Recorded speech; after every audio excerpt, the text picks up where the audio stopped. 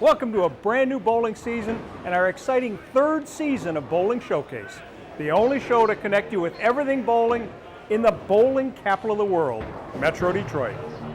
I'm your host, Mark Martin.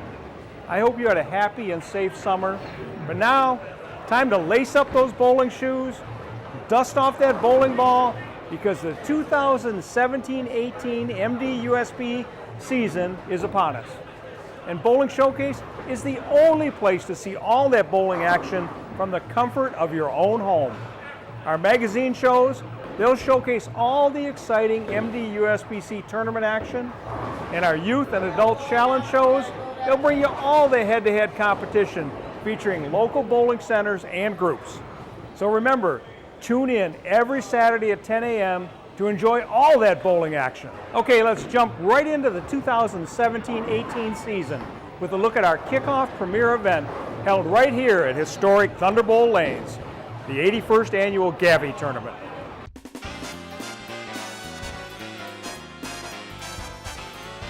As the kickoff event to the 2017-18 MD USBC bowling season, the 81st annual Gavie tournament was held in August at Thunderbowl Lanes.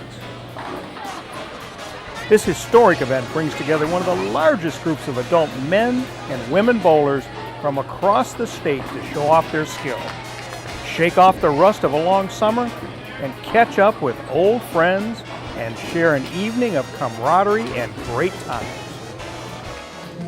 As with the beginning of every season, the Gabby Committee honors special people from the bowling community who help shape and steer the sport in the Detroit market.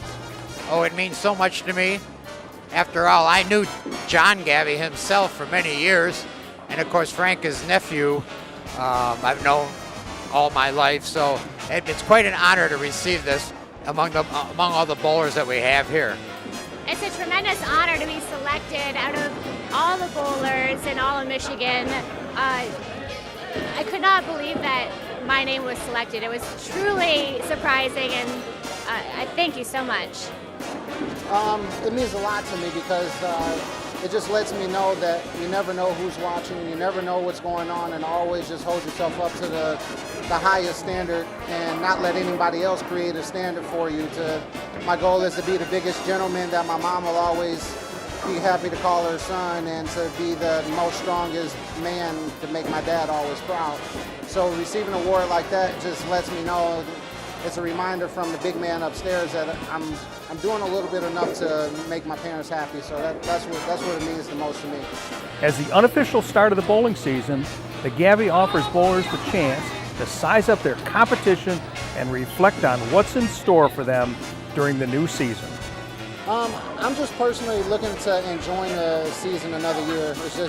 I'm just trying to get my schedule more together so I can know where I'm going to be at more often, so I can just kind of find a way to just constantly enjoy the moment and accept the fact that I get to do this for another year. This tournament just kicks off the season. It's really exciting. I haven't bowled all summer, so just getting out here in the lanes is awesome. Just gets you ramped up and ready for the season, so I'm excited to see what 2017-2018 brings, and it's a great turnout tonight, and I can't wait to see what this year brings. It was an evening of good friends, good bowling, and a whole lot of fun at the 2017 Gavie tournament, and a great start to the 2017-18 season.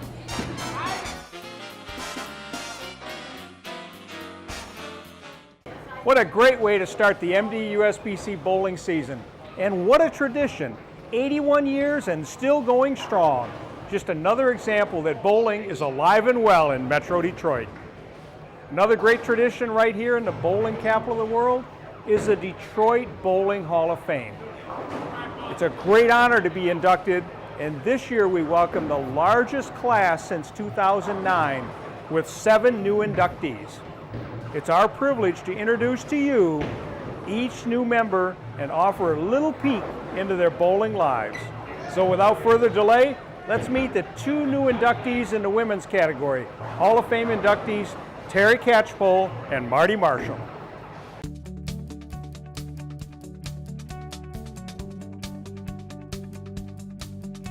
My mom and dad would ask me, probably when I was 10 years old, say, do you want to get involved with sports? no, I'm not ready yet. And then they would ask again at 11, no, not ready yet. But then for some reason, 12 years old, I started playing all the sports. And bowling was definitely one of them. And my mom signed me up at Bonanza Lanes.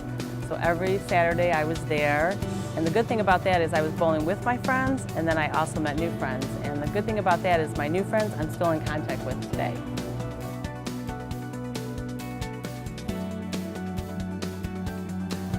I would say that I fell in love with the sport when I joined the Luxury Ladies Invitational League. That league had so many Hall of Famers, and I wanted to be just like them. So they inspired me. So I give credit to that league to where I'm at right now.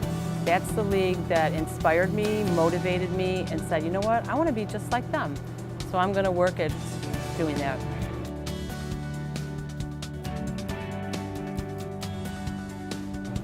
In my rookie season, I shot my very first 800 and my one and only 800.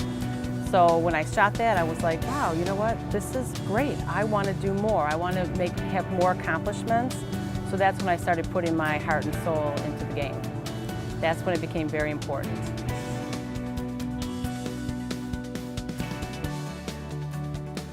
I'm bowling with family, I'm bowling with friends, I'm bowling with coworkers now. It's my life. I treasure every morning. I even get up every morning and say, it's gonna be a good day. You know why it's gonna be a good day? Because I get to bowl tonight. I never imagined the magnitude that bowling would have on my life when I first started off as it is right now.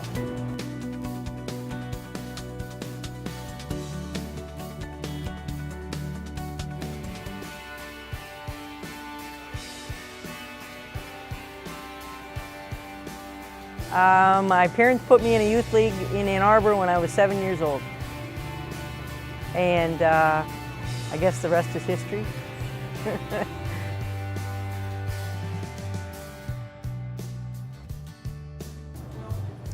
I think I was probably about 10 or 11 years old, because I know that I was the one that was glued to the TV on Saturday afternoons.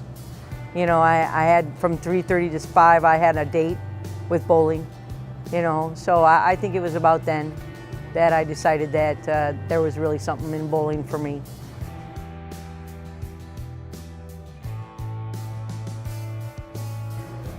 My first fondest memory happened in 1983 when I was I started in the All-Stars and my first opening night at Luxury Lanes.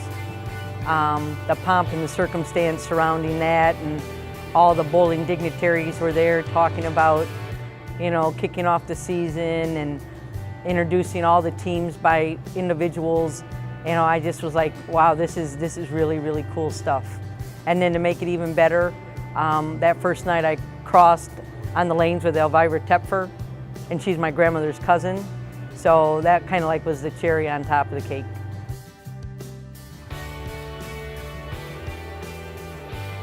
You know, I just said earlier that I've gotten so much from bowling. When I talk to my high school kids, you know, they ask me, Coach, you know, how come you bowled so long, and how did you get to the point where you're this good, and stuff like that. And I said, well, you know, I've met the nicest people, and bowling has enabled me to travel around and see the nicest parts of our country and other countries. I said, you know, what more could I ask for something I participated in? I've enjoyed every part of it, and I said, now it's time, you know, it's time for me to give back. You know, I feel that you have to pay forward, and I feel like I've received so much that I just want to pass that along to the youngsters or whoever else, you know, so.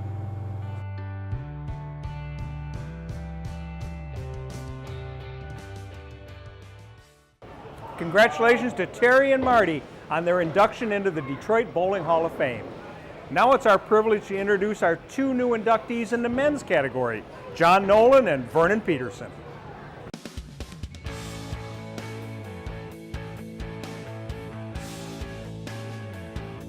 I'll never forget going with my grandma to watch her bowl at Lakewood Lanes on the Tuesday night trios. And I wanted to keep score so bad, but they weren't going to let some little 12-year-old kid keep score because they were afraid I didn't know what I was doing. But I sat there and watched them women bowl every Tuesday that I could, even though I wasn't going to get home until midnight. because it was a late league back when they were still doing double shifts, you know, pretty regularly. And but I absolutely adored it.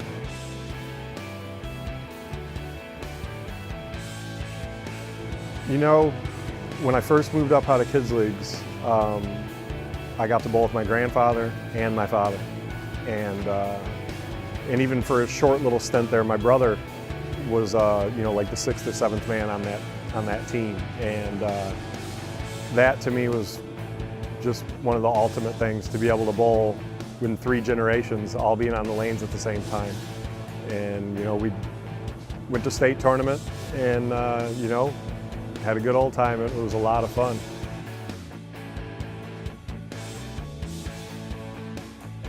All I ever wanted to do was be as good as I could possibly be, which I feel like when my game's right, there's only one person stopping me from winning. And so I just always had that drive. You know, I certainly wouldn't teach someone to bowl the way I bowl. But one thing I've always had was right here. It was all heart. Just find a way to get it done.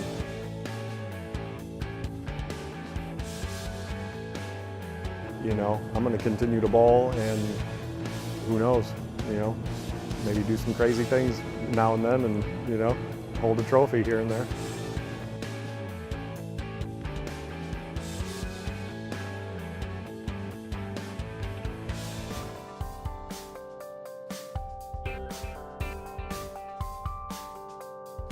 I was about 8 years old, and my neighbors asked me to join a Saturday morning league at Fairlane Score in Taylor, Michigan.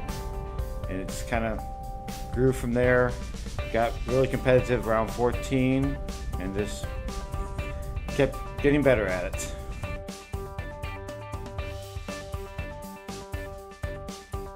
Probably the biggest one would be standing up on the pedestal with a gold medal at the 1997 FIQ American Zone Championships for the team and the trios event. There's no greater feeling than representing your country in the red, white, and blue, and hearing the national anthem being played. It makes your heart melt, and it makes you just speechless.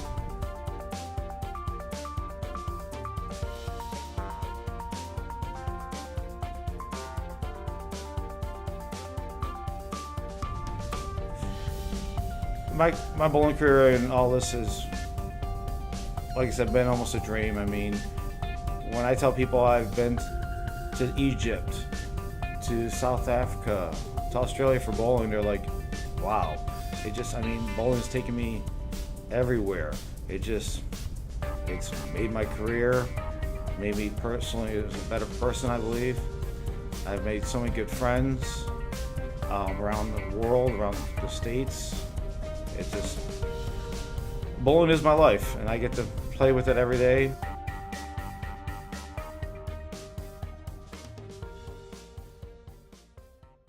Congratulations to John and Vernon on their Hall of Fame induction. Now we have to take a little break, pay a few bills, but stick around. We'll be right back with more Hall of Fame interviews and a look at the upcoming MD USBC tournament season, coming up next on Bowling Showcase.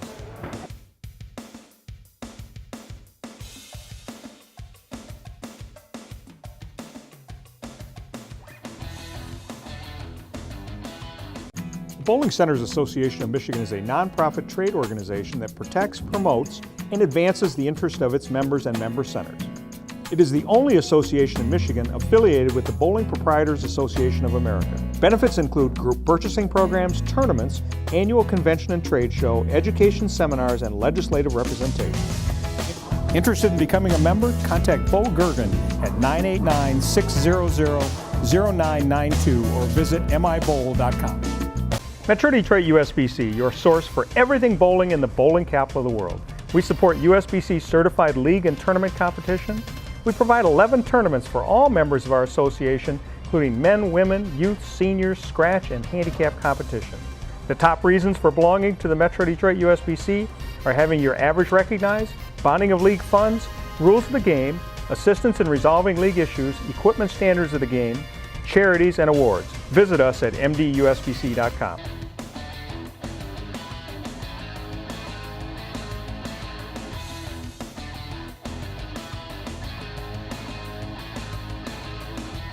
Welcome back. We hope you're enjoying this episode of Bowling Showcase. I'd like to take this time now to thank our host center for this episode, Thunderbowl Lanes in Allen Park. Let's take a quick peek around this historic bowling center and Michigan icon.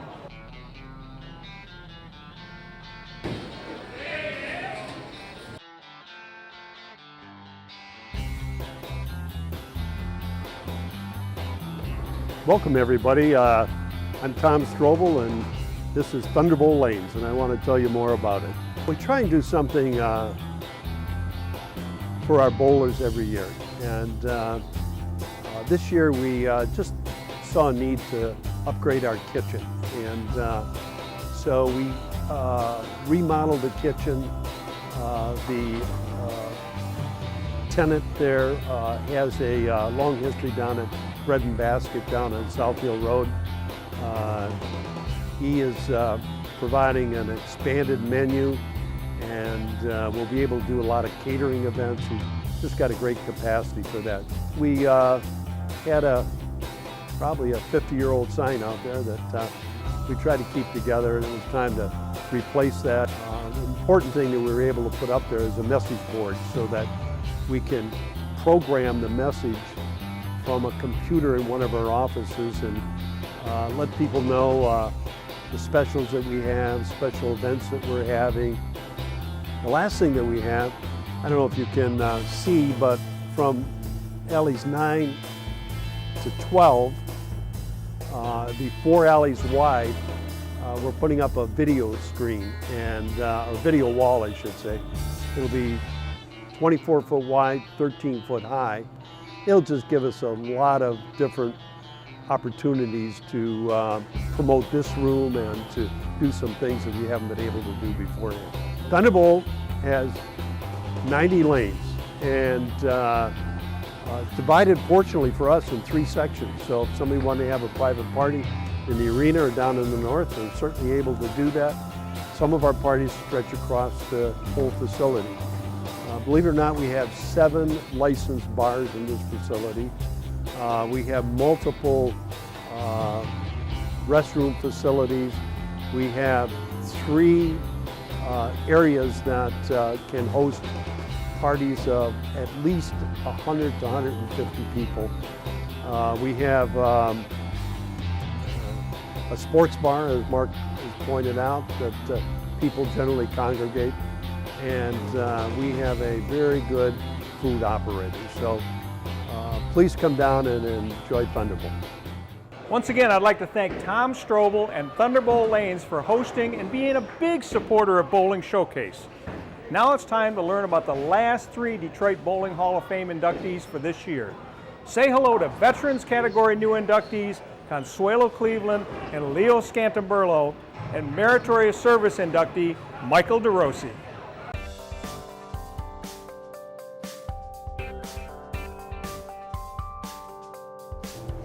Well, I used to go watch my dad bowl when I was like 7 or 8. He bowled, but I never was able to bowl like with him because he bowled in the league. And when I would watch him bowl, I was like, you know, when I get older, I'm going to do that. I was very athletic, so I always wanted to do everything. So when I got about 30, I had a girlfriend, and they had a Wonder Bread tournament, a Wonder Bread league, and she asked me to bowl up, and that's when I started bowling at Varsity Lanes.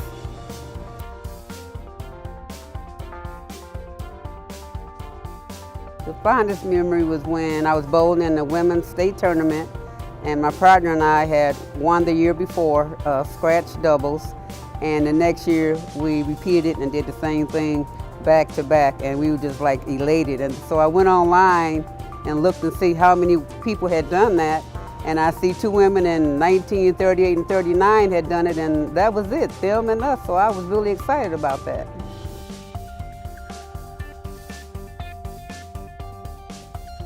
I had faith in myself, you know, and I know not to let people see you sweat, you know, give it all you've got, and anything can happen in the game of bowling. Don't take anything for granted.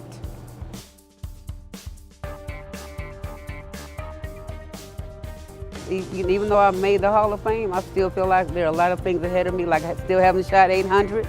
I still want to do that, and I just love the game of bowling, the friends that you meet, You know, like I said, you have your camaraderie, your chemistry on your team, the competition. I just feel that's the best. Bowling is the best sport that I know, and I love it. And I just hope the Lord keeps me healthy till I'm 110, that I can keep bowling, because as long as I'm healthy, I'm going to be bowling.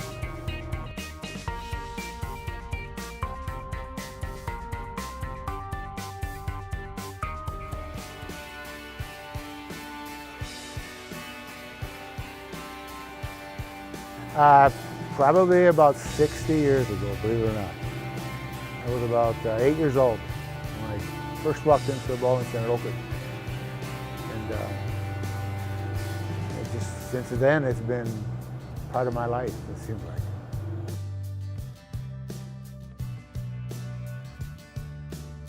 like. Probably 13, 14, you know. We used to go to the ballpark and play ball with the guys, but no, I would be at the bowling alley, practicing bowling. Got a job working in the bowling alley, spending all my time in the bowling alley. Baseball, football, basketball, the rest of the sports just were not existent as far as I was concerned. I just bowled. I love bowling.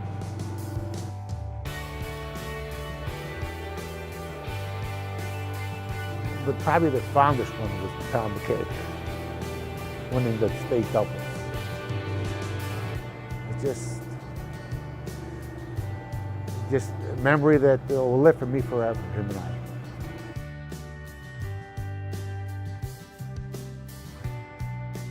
It's just a part of me, I guess. It's something that, you know, it came natural for me. And I would just, it's like breathing. Just to me, it came to bowling, mainly all the friends, all the people I met, the memories throughout the years, the good ones, the bad ones, the meaning of life almost.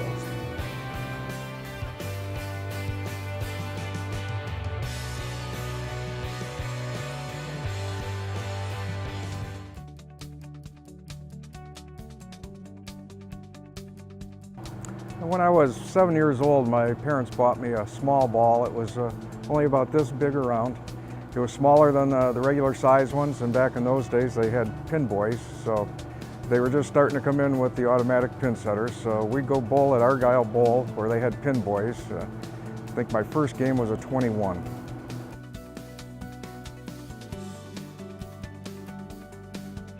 It was about 2000. I was bowling at Beach Lanes, and they were looking for a house representative.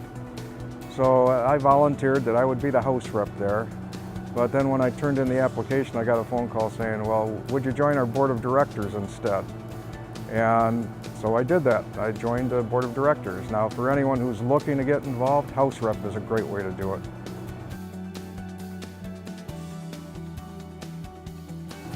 I think the fondest memories I have are still ongoing weekly. We get together, go out, watch our friends bowl, and then every other Saturday league, sometimes I sub. But we end up going out to dinner afterwards, and it's just enjoyable getting together with all the friends and spending an evening with them.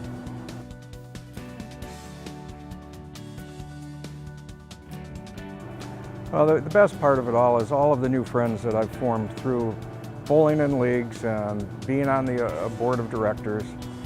Just all of the time, you meet new people, they become lifelong friends. There are still people that I get together with from way back when, and we talk about the old days of bowling and how low our averages were then and how much higher they are now.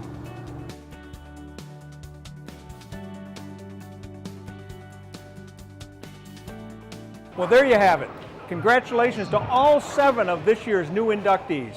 Consuelo Cleveland and Leo Scantamburlo in the Veterans category, Michael DeRusi in the Meritorious Service category, John Nolan and Vernon Pederson in the men's category, and Teresa Catchpole and Martha Marshall in the women's category. All great champions and great ambassadors for our sport. Now, when we come back, I'll let you know what to expect from this year's upcoming MD Usbc tournament season, and also tell you about some special television events brought to you by Bowling Showcase. Well, stick around. We'll be right back with more Bowling Showcase.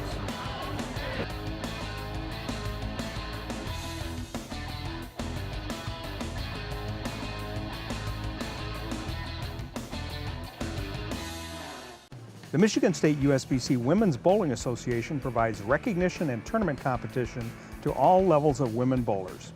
Competition include Women's State Tournament, this year in Bay City, State Queens in Holly, and the Midwestern Women's Tournament in Dayton, Ohio. Recognition includes first-time 300 game and first-time 600, 700, and 800 series. Visit MichiganWBA.com for entries for these tournaments and more information on women's bowling.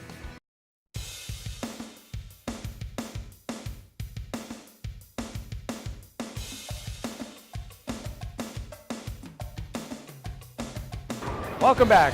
This season is off to a pretty great start. Let's take a quick look at some of the upcoming MD USBC tournaments so you can enter and bowl against the best. The season kicks off with the Queens Tournament at Classic Lanes in Rochester Hills. This event is a scratch event open to USBC certified women bowlers. Qualifying is Saturday, October 21st, with 6 games of qualifying. The top players will then come back on Sunday for match play and the championship. All players that come back on Sunday will cash. Also starting October 21st will be the Mixed Tournament. This tournament will be held October 21st, 22nd, 28th, 29th, November 11th, 12th, 18th, and 19th at Hazel Park Bowl in Hazel Park. This is a 4-person team, 2 male and 2 female, along with optional doubles using your scores from the team event. This promises to be a great time at a very reasonable cost. Remember, all of the MD USBC tournament information can be found at mdusbc.com. Now that's the end of this edition of Bowling Showcase. I'd like to thank all 7 new Detroit Bowling Hall of Fame inductees for their time, and also Thunderbowl Lanes for being our host. We have an exciting television season ahead of us with our tournament coverage and a return of our Adult and Youth Challenge. So I hope you continue to watch and support the only show to bring Detroit bowling back to television. In addition, remember, you can connect with Bowling Showcase on Facebook, YouTube, or drop us a message at bowlingshowcase@gmail.com. I'm your host, Mark Martin, and I'll see you next time on Bowling Showcase.